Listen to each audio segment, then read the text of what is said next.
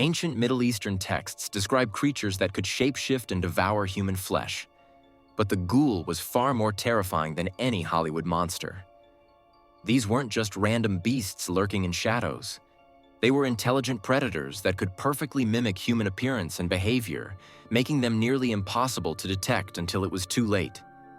The most chilling part? Ghouls specifically targeted travelers in the desert, appearing as beautiful women or helpful strangers offering water and shelter. They would lure exhausted victims to remote locations where they would reveal their true nature. But here's what makes them truly unique among supernatural creatures. They could only be killed by a single, perfectly aimed blow.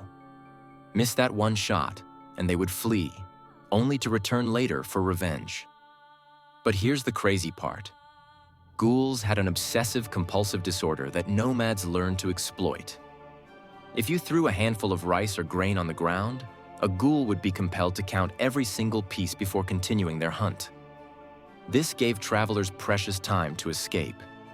Unlike zombies or vampires that Hollywood created, ghouls were documented across multiple ancient cultures with remarkably consistent descriptions.